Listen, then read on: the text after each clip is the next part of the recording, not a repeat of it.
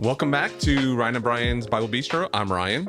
And I'm Brian. And this is Ryan and Brian's Bible Bistro. the Bistro. We're back. The Bistro. Of the Bistro. Ryan and Brian of the Bible Bistro. Yeah. And this is a podcast. We're talking about the Bible, theology. All things pertaining to the Christian faith. Yes, or life, whatever. We say whatever differently. We do? Okay. I don't know. Whatever it is. What day is it? Anyway, so we're back today. Yeah. Thank back you to for Ephesians. Yeah. Thanks for joining us here in the Bistro today. We're back into Ephesians today. So last week we did a little bit of Revelation discussion about the whore of Babylon. Yep. I'll be honest. I love to say that. The whore of Babylon. I mean, it just preaches, right? Or Babylon or Babylon. Babylon. I don't know. Babylon. That's your Southern Indiana coming out. Whatever. Babylon. Yeah, you can take Southern Indiana. You can take the boy out of Southern Indiana. Anyway, we'll stop there. Yeah. So thanks for joining us. But we're coming back. We're finishing up. This isn't the last episode, but this is the next to the penultimate episode. Penultimate. Oh, penultimate. Pentultimate would be something completely different. Okay, five ultimate, penultimate. Yeah. The episode before the last. The next to the last. Next last. As we say in Southern Indiana. Of our Ephesians series. We've done quite a few episodes up to this point, and it's been great. We've been, this is a little different than we've done in the past. We've been going, kind of verse by verse through some of Ephesians here. Let us know what you think. If you like the Bible study series, I think we'll probably mix it up some. We'll do maybe another one of those sometime in the future, whenever lightning strikes us. But we'll do some. We like to do some interviews, and we have some good ones coming up. Yeah, so, absolutely. But we're back to we talked about redeeming the time last time in Ephesians. We're talking about what we're called to do with our time, and now we're going into the section affectionately called instructions for Christian households. At least the technical term, we call these household lists. Paul has a few of them, and it's the idea of here's how various members of the household should conduct themselves in order to have the household run smoothly. And we find some other examples of this in ancient Greek literature, but Paul has them in several of his letters that he has these household lists. Colossians is another example, obviously. Yeah. Well, before we jump into that, just want to remind everyone that's listening that we're on YouTube. Yes. You can watch us. You can watch our beautiful faces on YouTube, and we have Instagram and Facebook. If you'd like to follow us there at Facebook and Instagram, I think it's just the Bible Bistro, and then YouTube, it's Ryan and Brian's Bible Bistro. Yes. And if you are enjoying the podcast, we would invite you to bistro with us through Patreon. You can sign up and help support us and keep this going. But you can also get some swag. Yeah, I'm still waiting on my Bible Bistro cup. Yeah, I would hold it up if we had one. So. Is that my fault? I thought you were the one in charge of that. I feel like a year and a half ago it wasn't my fault. Fair point.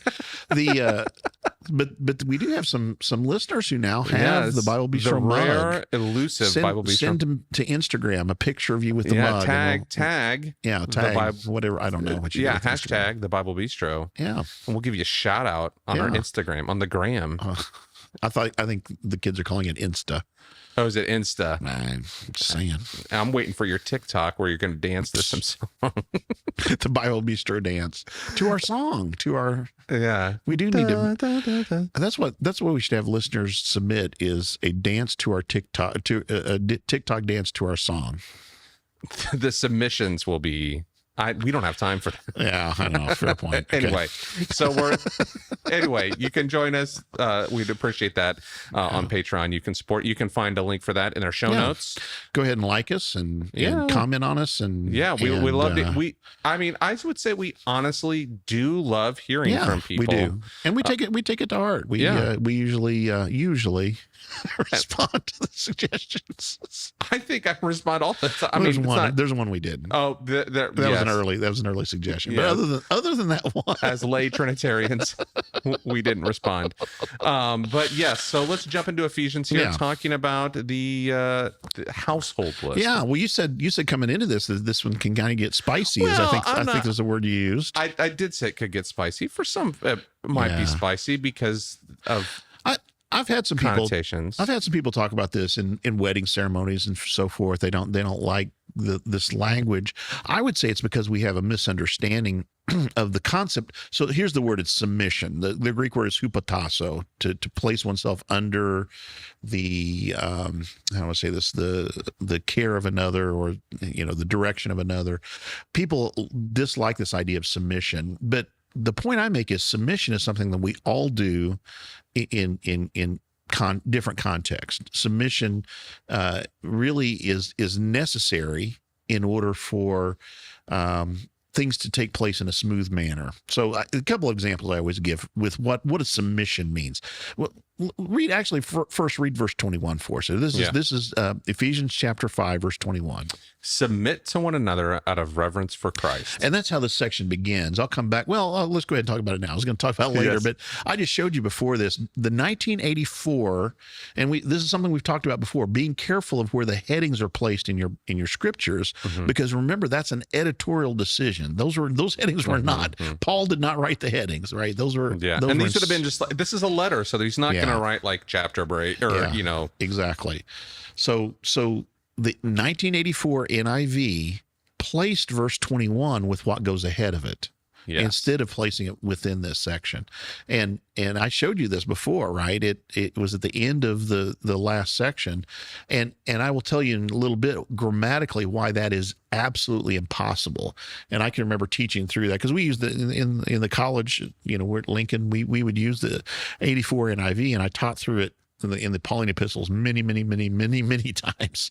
And every time it was just amazing to me that verse 21 was what went ahead rather than with this section. Again, it was an editorial decision. Whoever was editing that version made that decision and inserted that section break at that point. So again, when you're reading your scripture, be careful of those, and remember those are and that does it makes a difference about how you read what follows it. So the heading of this then is that we should have mutual submission, submit to one another. And it's talking within the whole church, within the whole household of Christ, we could say, submit to one another out of reverence for Christ. So we're doing this out of our respect for him. And technically, I'm going to go ahead and say this now because it's going to become important a little bit later. Technically, this is the word phobos, which means, the Greek word phobos? You know what a phobia is. Yes, a fear of. A fear. So this is the idea of, and that was, again, for our listeners who like it when I ask you questions you don't know the answer to. We have a whole subsection of listeners that's really what they... You can take a sip of your coffee now. So what it literally says there, submit to one another out of fear of Christ. So that idea of reverence for, respect for is the idea of fear. Now, it doesn't mean fear in the sense of cowering, I think, but it is that idea of respect or recognizing that, he is the ultimate authority in this. So we submit to one another. Now, submission, here's what I was going to give you a couple of examples. If someone says, I just don't like the idea of submission, I would say for things to take place in a smooth manner, submission is necessary. And there's always two examples I give. One is I give an example of the classroom. When you're in the classroom, or you can think about a worship service, in this context, if you want to, in order for things to take place in a smooth way, you can't have everyone. In fact, Paul talks about this in 1 Corinthians chapter 11. You can't have everyone standing up. Or was it 14? You can't have everyone. 14. Okay. You can't have everyone standing up and talking at the same time, right? You have one person who's speaking, and then everyone else, he says in 14, is silent, right? Is sagato is the word he uses there. So you don't want, he says, because God is a God of order, not of disorder, right? Chaos. So there's that idea of submission. So when you're a student in a classroom, you're sitting there is an act of submission. Now you might say, well, that seems like a really strange thing. Here's the thing: submission is not about inequality. It's not about the teacher is in some ways a better person than you are. It has nothing to do with that. I would say it's not about inequality. It's about roles. That person is taking a role that in that context of the classroom, they need to be the one who's in charge, or however you want to put it. Even that might bother some people, but the one who's taking the role of teacher and learner. In order for that to take place in an effective way, there has to be submission. Right. The other example I always use is traffic laws. Imagine, when you stop at a red light, you're submitting to the laws, right? You're submitting to a policeman, for example. And it's kind of a fear, right? It's a fear of or respect for the law is the reason that we would do that. Can you imagine if everybody just decided to go whenever they wanted to? I've been in countries where people do that. I will say, having lived and driven in a developing world country in the Dominican Republic, there are rules even there. It's just they're somewhat different than you have to become aware of the rules of the road there too. But it is definitely different. As I traveled down the roads of Cambodia, in the Dominican Republic, one of the rules that is unusual for Americans is you have to fill in every space. I'm serious. That it's an unwritten rule, but that's why you'll see these things where people will cut in. We're used to staying in our lane. In fact, that's a saying, right? Yes. But in the Dominican Republic, one of the rules is you fill in every available space, and that just helps smooth, in their estimation. So my point is, it's a little bit more chaotic, especially for someone who's not raised in that culture. But even there are rules. Right. My point is that submission is an idea of recognizing a role. It's in order to enable smooth interaction. Order. Right. Yes, that there's something being accomplished by that order. Right.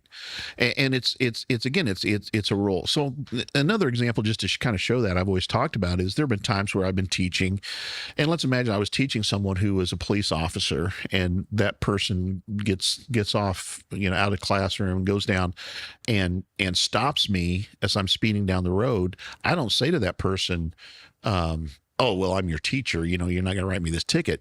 Our roles have changed in that context, right? It's context specific. And so submission, my point is submission is actually a gift. And that seems like a strange thing to think about. It does. It does, but we all do it.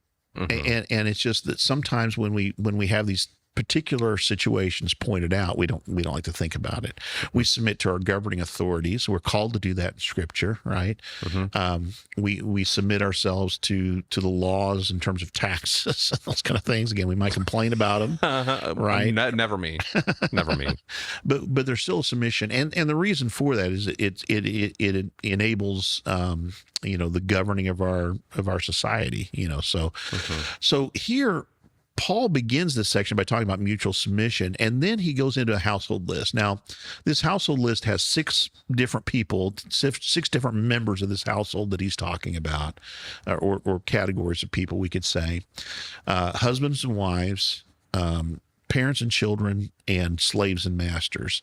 I said at the very beginning of this series on Ephesians that I think he's primarily concerned with master-slave relationships, and you can see that especially in Colossians. When you see the parallel in Colossians, slaves is a big part of this, and it's because this, I think, Ephesians, along with the book of Colossians and the book of Philemon, are accompanying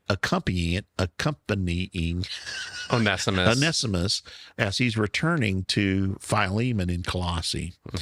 And so, those all 3 are important. Now, here's an interesting thing that people point out is in the common way that you would do this in the culture in the time is you would do husbands and then wives. You would talk about husbands and then wives.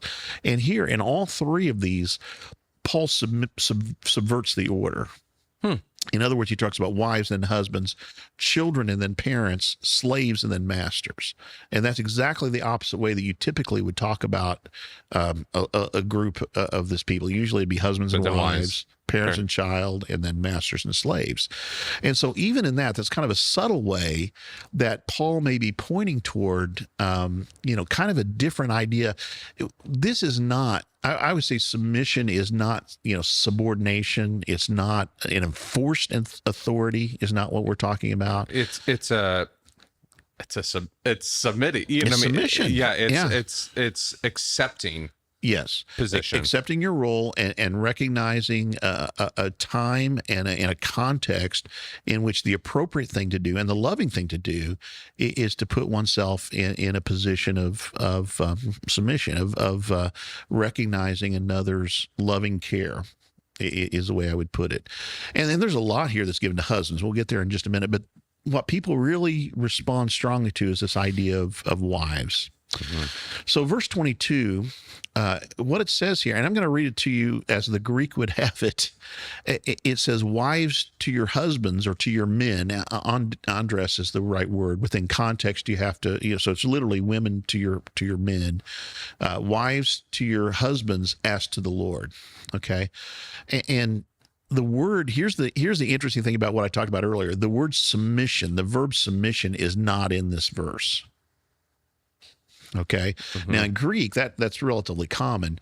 In Greek, when that happens, you have to look at the sentence before it in order to borrow the verb. So when I was talking earlier about the 84 NIV separating, it doesn't make any sense. It makes no sense because there would be no primary verb in this sentence in verse 22 if you don't borrow from 21. Clearly, what we have is verse 21 belongs with this section. So like 22 might have read like wives to your husbands as to the Lord. That's exactly the way it is in Greek. If we read this literally, word for word, I know, again, we talked about the meaning a little. Yeah. If we translated this word for word, it would be exactly what you said, wives to their husbands as to the Lord, or women to their men as to the Lord.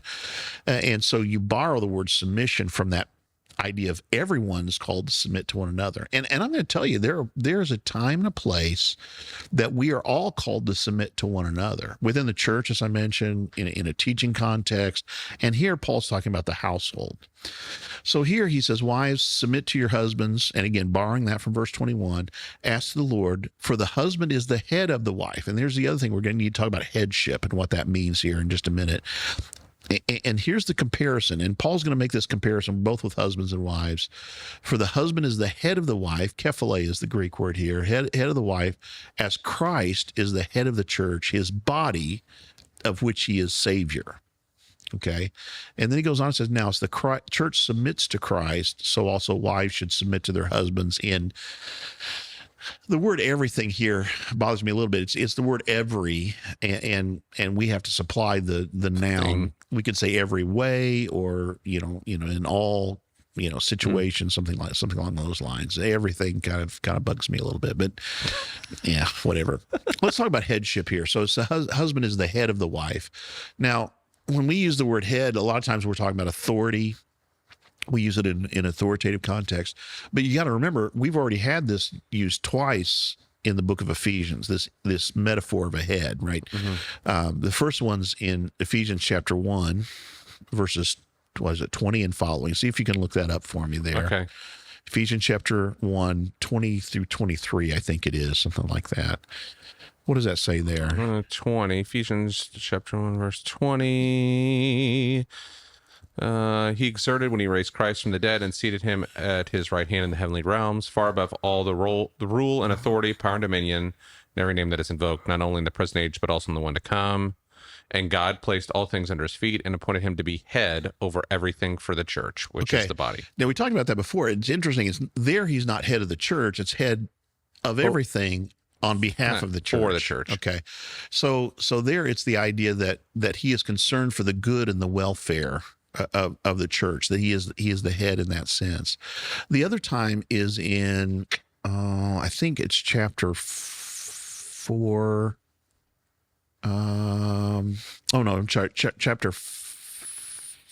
Chapter. Where is it? I can't. Oh, chapter 4, verse 15. Look at that. See if you can read that for me. 15 and 16. Okay. It says. Sorry, I'm pulling it up here. Again, this is another one of those things Brian doesn't tell me anything, and now I'm just pulling stuff up on my computer. Instead, speaking the truth in love, we will grow to become in every respect the mature body of him who is the head, that is Christ. From him, the whole body, joined and held together by every supporting ligament, grows and builds itself up in love as each part does its work. So here's the idea of growth into the head, right? Is the idea that the body becomes, appropriate to the head, something to that effect. So there's two different ways that we can use this word. When we talk about head, a lot of times we're talking about it in the sense of an authority, the head of the company or something along those lines. The word in Greek can also mean source. And so here in verse chapter 4, for example, it could mean the source of growth, right? Back in chapter 1 where it talks about he is the head of everything, source of everything on behalf of the church, that all things in that sense are given for the church. Both of them, I would say, and we're going to see this in the household list as well, both of those are in the context of care or concern, okay? So I don't think this is, a lot of times we want to make this authority, and Paul could use the word authority. He could use the word obey. Wives, obey your husbands. In fact, he does it down in chapter 6, verse 1, where he talks about children. Children, obey your parents, right? Paul knows that. Doesn't say submit. He says obey. In chapter 6. In chapter 6, yes. But not, here he uses the idea of submission. So what is being gotten at? This idea of headship. How do we understand this? How does this work out? And so he's going to get to this idea of concern. It's the same as Christ in the church. And if you think about Christ's relationship to the church, Christ is not exerting a kind of authority over the church in a, I don't want to say this, in a whip cracking kind of way. Yeah, he's not. He is king, but not in a crushing. How did he become head of the church? We would say by sacrifice. Sacrificial love is what I would say, and that's where he's going to get to with husbands here in a minute. So we submit ourselves to Christ because of our understanding of his concern and his care for us, right? Right. We say we are going to, follow his direction. We're going to follow his lead in this sense because we know of his concern and care for us. Again, there's a call for mutual submission. Right. And in a special way, Paul says here to wives, be willing to submit to your husbands in the same way as the Lord, in the same way that Christ is the head of the church, then the husband is the head of the wife. So here's the thing. In all of these, Christ's relationship to the church is used as the example. And again, I think, as long as we have a healthy understanding of what it means, Christ's relationship to the church, then it helps us understand what it would be to have a healthy marriage relationship. So I don't think we're talking about, nowhere, I always say this, nowhere is the husband said to, that they are to enforce their authority, right? That it's the wife is called on in this situation, in this role, to submit to their husband in the same way that they would submit to Christ. The church would submit to Christ because of Christ's concern and care for them. Yeah, and I mean, is it about purpose? Like Christ, yes, for purpose. For purpose. Yeah, I mean, because I think that's what we see back in Ephesians 1, where it's everything for the church, and then we see here in Ephesians chapter 4, it's Christ who is the head, and it's because as with him as the head, everything is held together, right, and grows and builds itself. It's for the good. It's for the good of the entire church. And I think here the idea of submission is it's for the good of the household. It's for the right, effectiveness understanding of the household. that the purpose of the house, what can be accomplished in that for the purpose of the household. I think that's right. Now, there's one place. I think I had you pull. I think you criticized me for never giving you any instruction ahead of time, but I did give you 1 Corinthians 7 ahead of time. So go ahead and pull it. Except when you had me look up other stuff. Okay, I'm 1 Corinthians 7. Yes. And I think it's what's the passage I gave to you? 14, something like that. What does 14 say? It's for about the unbelieving husband. Well, okay, that's not right. That's not the right passage then. Oh, great. This one does use the word authority. I'm sorry, 1 Corinthians 7:4. Yeah.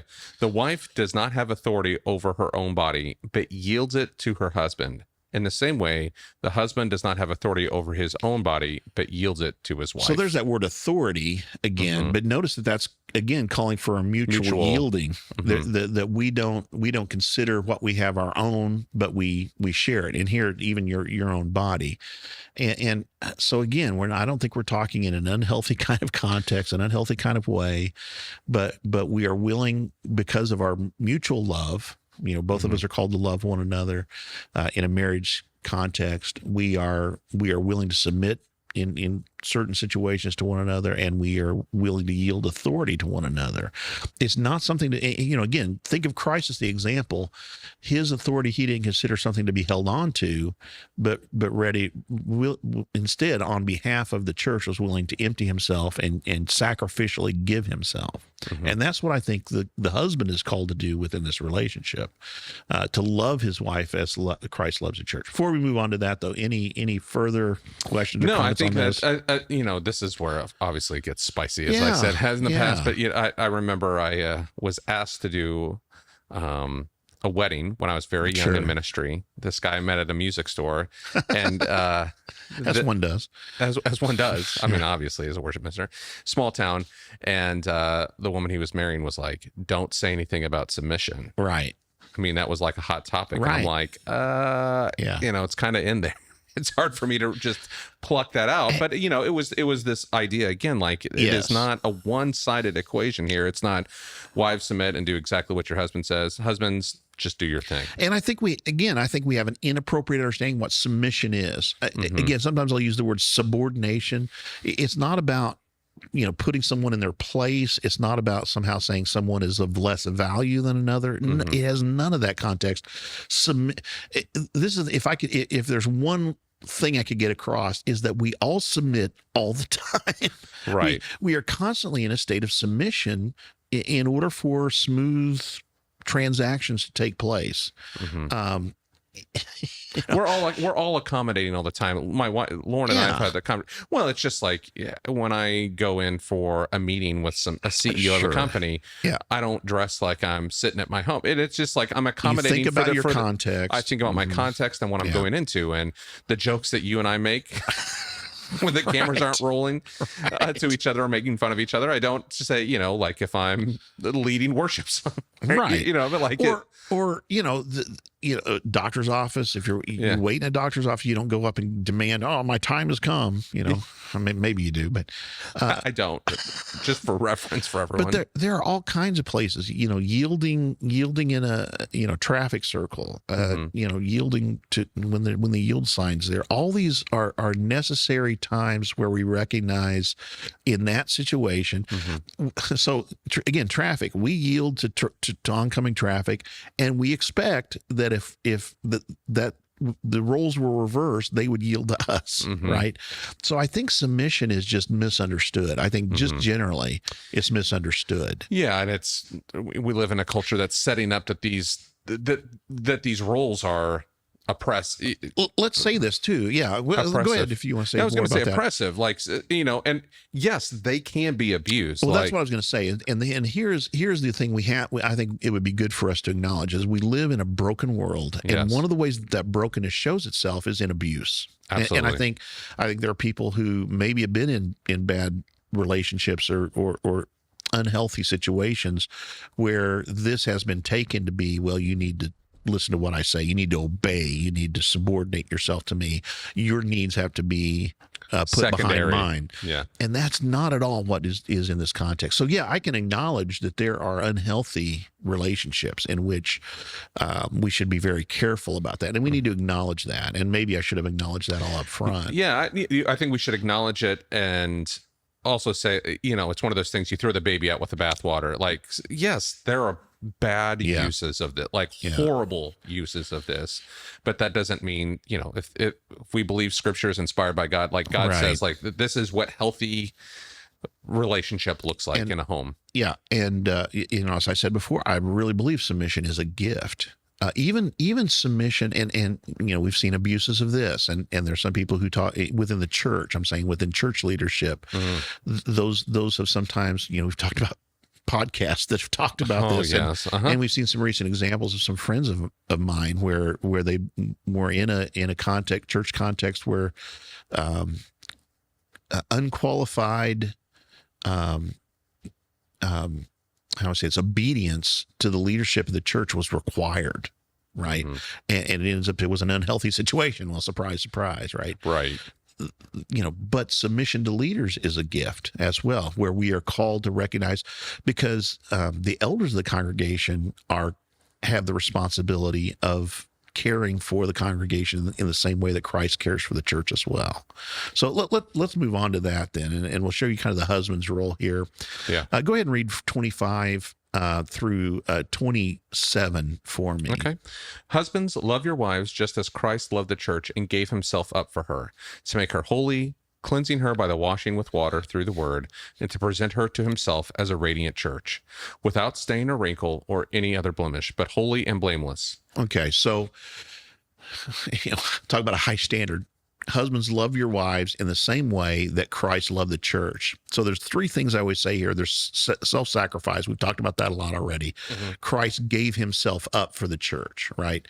He was willing to sacrifice himself, even to the point of death, on behalf of the church. Mm-hmm. So the love of a husband for a wife is a self-sacrificial, self-giving kind of love. It's a love that is protecting as well, I would say, wanting the best for and the good for the wife. The reason that Christ gave himself up for the church was for the church's good, right? For our benefit, if you will. And so it's the same kind of thing in our relationship. So again, when you put it within this context where the husband is called to love the wife in a way that is seeking her best, would be a way to say it. And then the third thing I would say, when we're thinking about the idea of Christ, he is the head of everything for the church. The third word I always use is providing. So self-sacrificing, protecting, and providing. Again, all of these for the best of the wife is what's being called for here. Christ wanted the holiness of the church, and in the same way, we want the holiness, again, thinking about holiness that we talked about earlier in Ephesians. We want the best for our wives, if we're Christian husbands. We want her needs to be met. We want her her to be able to flourish in the best possible way that she can. And part of our responsibility in marriage relationship is making sure that happens. Mm-hmm. So it's a way of functioning, both of these functioning together. If it's out of kilter, that's when we get these unhealthy situations and it's astonishing. You think sometimes how these verses have been misused, but like the husband's like you talk about the wife's flourishing. Yes. Well, she's not going to flourish if you're right. If you're oppressing, if you're oppressing, right. It's just like, how could, it's like, I'm going to read it up to this point and then cut it off. Exactly. And that's why I think we have to, we've talked about this all the time. It's so important to read it all in context, I think is the important part of it. So verse 28 says, in the same way, husbands ought to love their wives as their own bodies. He who loves his wife loves himself. And so I think the importance here is the idea of, that no, it goes on. No one ever hated his own body, but they feed and care for their body. That's what I was talking about, the provision. Mm-hmm. We make sure that our bodies have everything that it needs for life. That's self-preservation kind of thing. Same thing. We make sure that husbands make sure that their wives have what they need in order to be in their best situation, just as Christ does a church. We are all members of his body. And then he quotes this passage from Genesis. For this reason, a man will leave his father and mother, be united to his wife, and the two will become one flesh.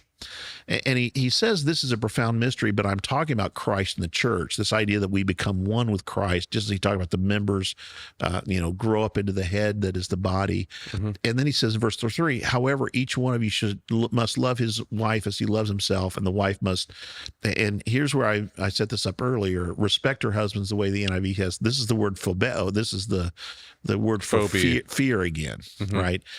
And again, it's not fear in the sense of cowering. It's not a fear in the sense of being afraid of mm-hmm. that the husband's going to do something to me, but in the sense of having a reverence for, respect for, mutual respect, I would say in that sense. But he uses Christ and the church as an example, and the closeness. This idea of one flesh, the closeness of the relationship that we're called to in marriage is a mirror of the closeness that we have with Christ and the church. And so I think Paul uses this human example to give us the spiritual reality, use the spiritual reality to help illuminate the truth of what it means to be in this kind of relationship. And what I mean by that is, again, we think about Christ and the way, I mean, if you really want to make yourself feel inferior sometime, think about the way that Christ cares for the church, and then ask for yourself, well, if you're a husband, am I caring for my wife in the same kind of way? Self-sacrificial, providing for the needs in the same way that I provide for my own body, and protecting, making sure that again, her ultimate holiness, blamelessness is the ultimate goal in all of this. Yeah, and we just had an episode on Revelation, but at the end of Revelation, after the harlot and all that stuff, is the wedding feast of the Lamb. We see this marriage relationship thing again. Like we see that the husband-wife relationship is that theme is carried through. Yeah, in the Old Testament, God is the husband of His people. Yeah, and that's the example then for what a husband. If we want to be an example of what a proper relationship of husband and wife should be, and that's what I think Paul's calling here to in Ephesians. So yeah, that's good. Let's go ahead and look at children and parents then, or go ahead and read verses 1 through 4, if you would. Children, obey your parents in the Lord, for this is right. Honor your father and mother, which is the first commandment with a promise, so that it may go well with you and that you may enjoy long life on the earth. Fathers, do not exasperate your children. Instead, bring them up in the training and instruction of the Lord. So relatively short here compared to what we saw with husbands and wives and what we'll see with slaves particularly. But obedience is what children are called to. It's a big deal. He uses Old Testament, the Ten Commandments, obviously, is what he's referring to. He says the first commandment with a promise. And if you look back and look in Exodus, it says that, we have this idea that it will go well with you. Your life will be long. Sometimes I know you as a father may say, yeah, my kids better obey or their life will be short, but no, I shouldn't say that. I mean, it's only figurative. Right. But the thing is that this, calling for obedience here, it's a big deal in the Old Testament. Rebellion against parents was considered a huge deal. But at the same time, the same thing we talk about with husbands and wives, it's with the expectation that parents, and here it says fathers, so I'm trying to think how to say this. So this was something in Spanish that really, when I lived in a Spanish-speaking context, really made me think differently about these things, because the word for mother in Spanish is madre. Word for father in Spanish is padres or padre. The word for parents is padres. It's the same as so you don't say madres y padres, you say padres. It's just parents. And so here's the idea of fathers, but really I think this probably would be better parents. Do not exasperate your children. Exasperate is the idea of cause frustration, basically. And frustration is the idea of not being able to meet your purpose or to not be able to meet your plans. And so exasperating, I think, would have to do with, again, same thing with a wife in a sense, not providing what's necessary in order for proper growth, proper maturation, but instead helping flourish, helping the person to flourish. So not exasperation, and particularly here, bring them up in the training and instruction of the Lord. And this goes back to the law as well. The very beginning of the law has to do with this idea of, teach your children these things. Teach them when you get up in the morning, teach them when you go to bed at night, teach them when you go out, teach them when you come in, so these are the instructions that you are to give your children. This is in Deuteronomy, beginning of Deuteronomy. It's very strongly in the Old Testament, very strongly emphasized that it is crucial that you teach your children these things. And we see examples in the Old Testament where generations failed to do that, where generations failed to bring up their children in the instruction of the Lord. And so I think Paul, thinking about those examples in the Old Testament here, is saying that we as parents are called to bring up our children in the training and instruction of the Lord, making sure they know the things that have been asked of them and required of them. Yeah. So is it like honor your father and mother so it may go well with you and that you may enjoy long life on the earth?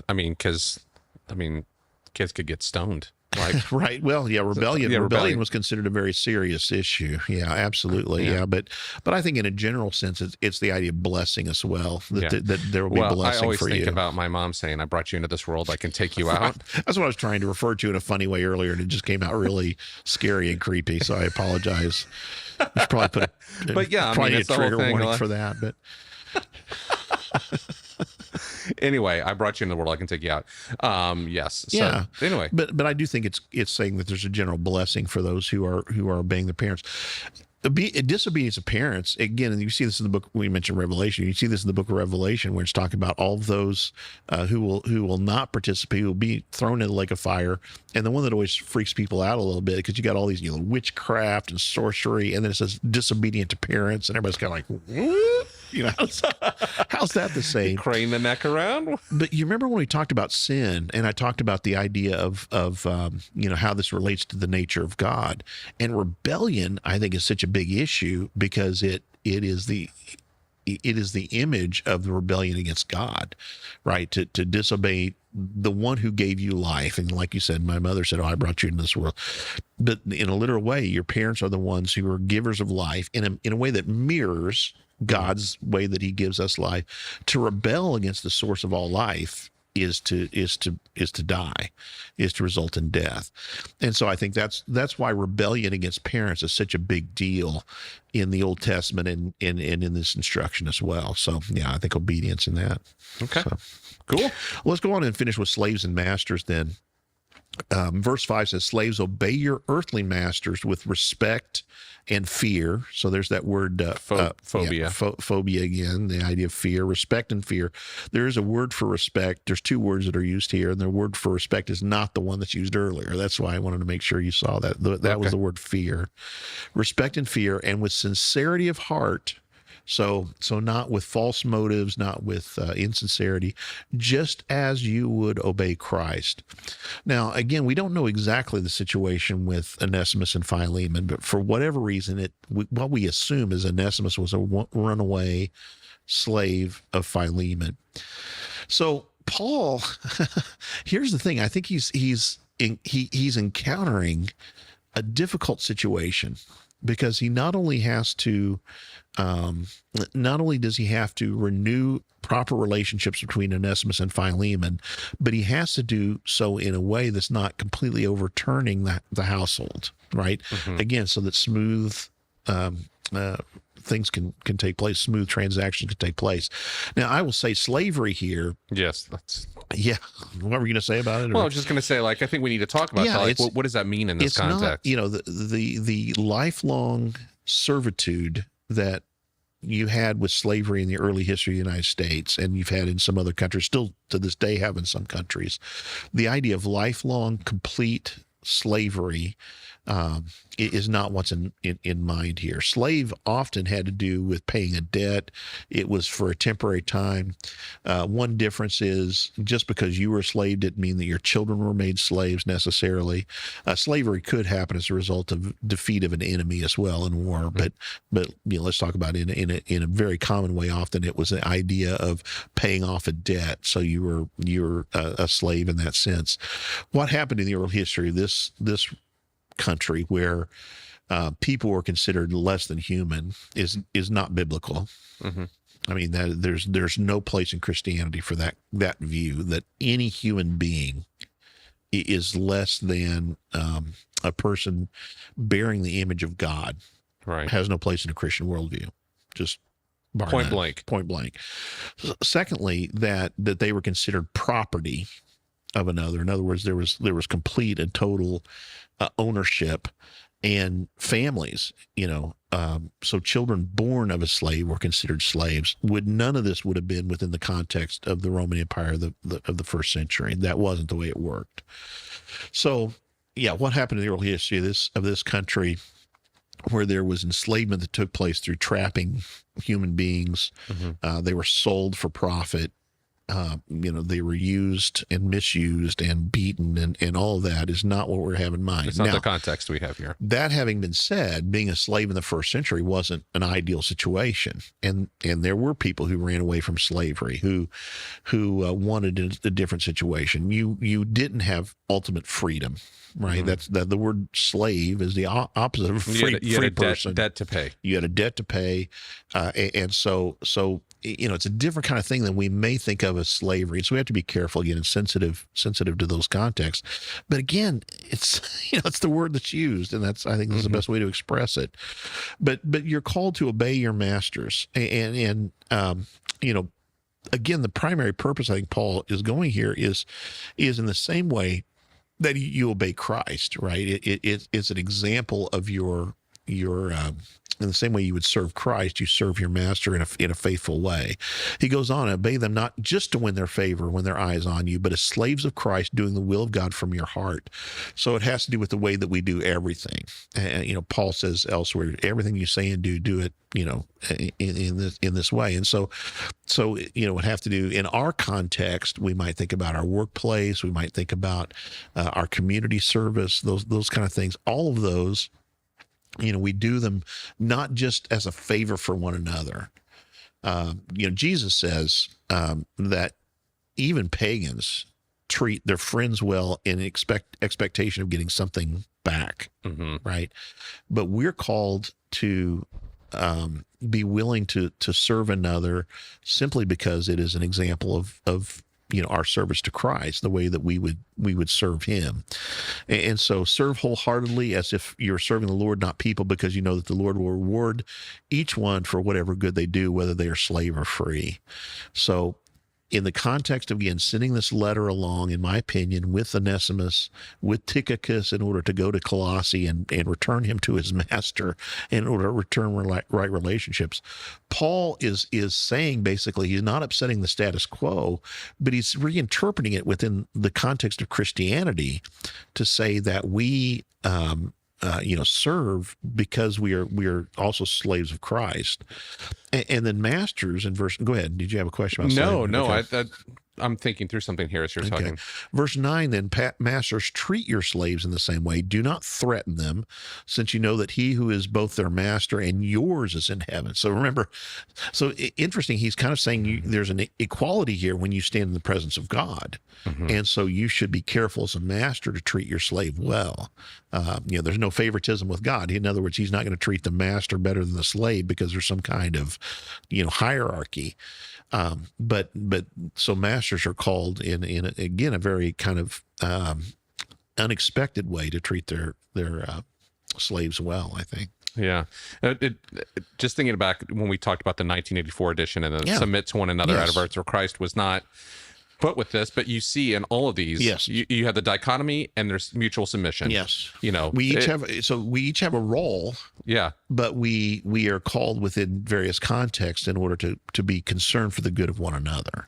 Yeah. So husband and wives together, children and parents together, master and slave, and that each one is called to something beyond himself, right? And each one, that it's wives to the husband, husband to the wife. Like it's, and when there is that submission, that mutual submission, then it's a proper reflection of Christ. Yeah, I like exactly what you said, and here's what I really, the thing you said when you said beyond yourself, because if we think about relationships in selfish terms.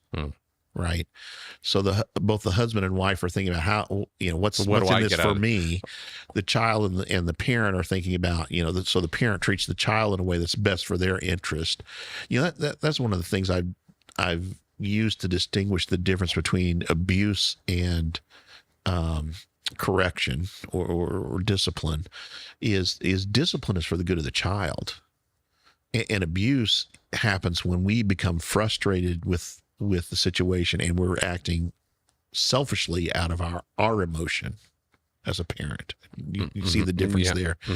And the same with slaves and masters. If you think as a master, if you think of your slave only as a commodity that is going to produce on my behalf, let's put it in our context. If you're employer and you think of your employee only as a human resource, which I talk about a term I hate, but this is a resource to be exploited for my purpose. Paul's reminder is you both are, stand in the presence of God as equals. Whatever context. And I think that works in all contexts. But no, I like that, what you said, beyond ourselves. So we're thinking about what it means to be a community. What, as we've talked before, if we look at what Christ is doing is in establishing a new humanity and showing us what it means to be in relationship with one another, as well as in relationship with God and with ourselves. But this idea of renewing right relationships goes back to the earlier in Ephesians, the dividing wall of hostility, as we've talked about, made the two one, all these kind of things. It's not thinking of ourselves as better, but it's thinking about how we can respond to one another in a Christ-like manner.